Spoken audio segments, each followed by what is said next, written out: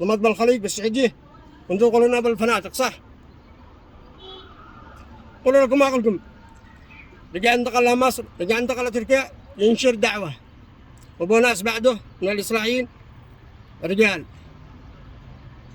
اللي كانوا الأحزاب، اللي كانوا رؤساء الأحزاب اللي بالبلاد اللي يسموا الأسام كله أسام خارجية، الدول العربية كاملة معهم عيالنا ومزوجين من اليمن، وكانوا يربوا عيالهم باليمن بس أماتهم يمنية.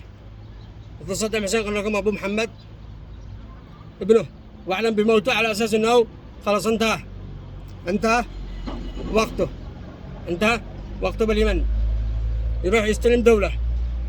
اليمن وقع تدريب لمن؟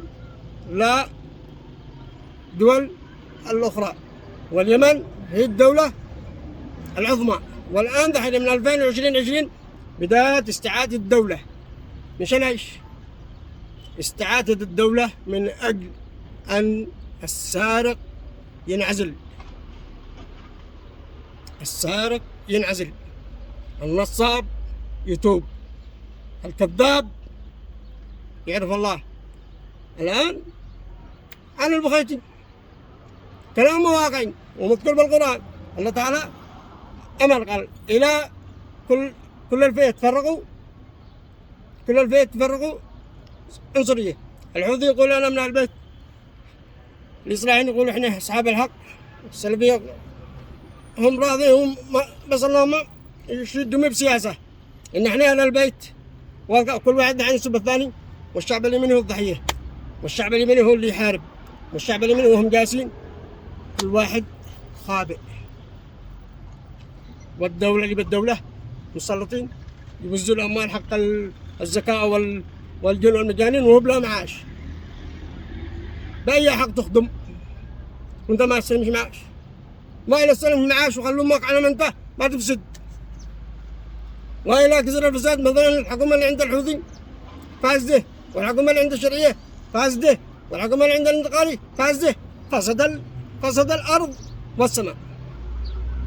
الله تعالى اللي قال ما تفسد الأرض وتفسد السماء بسبب فساد ما نسلط علينا. وما بش أحد ونجي نتكلم بكلمة حق قال أنت مدخلك، وش دخلك من الموضوع هذا؟ اهتم بنفسك واهتم ومن عاد يفسد البلاد. أنا ما أتكلم البخيتي واقع. أول ما أتكلم البخيتي قالت لي من اليوم، وأنا عرفت إنها كل سياسة، وإنها لصالح البلاد على أساس يعرفوا الناس، لأنه كان عند الحوثي عامل نفس الحوثي إنه صاحب الحق.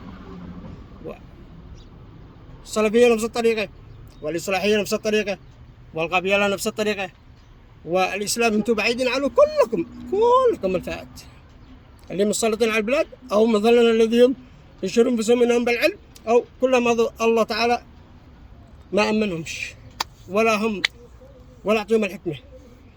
والله تعالى يعطي الحكمة من يشاء. من هو هذا اللي يشاء؟ الله تعالى. من هو اللي يشتو اللي يعرف يفرز بين الناس بين الحق والباطل؟ علي البخيتي ضحي بنته بسبب تشديد الحكم الأعوج اللي في بلادنا.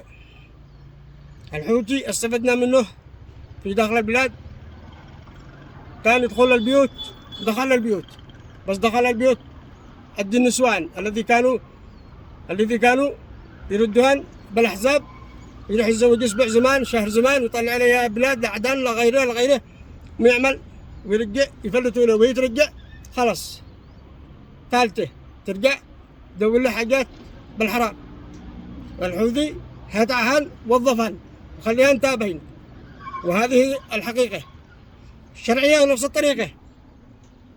أنا ظنهم في مارب كم مرات، والنسوان الذين يمشون بالشيء اللي هن غلط ومسكوهن دخلوهن الدولة وصلحوهن بولا صالحين، وبقى عند الحوثي بولا صالحين. أما إن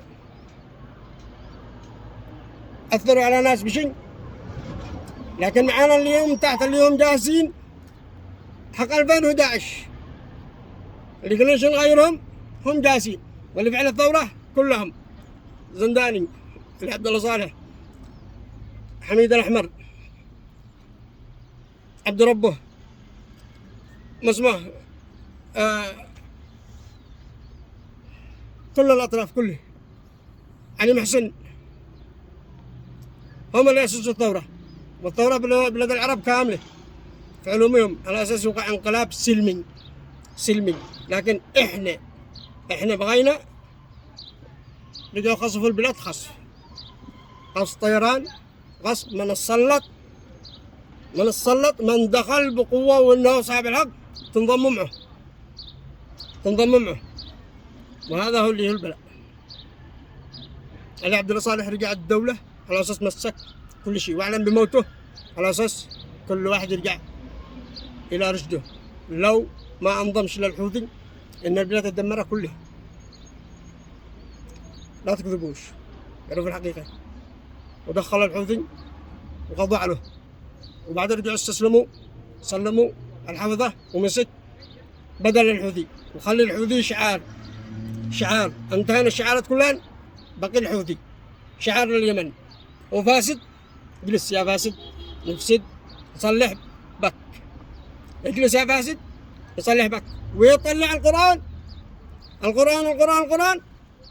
وهو ماش داري وإلا كان ربه ما تاب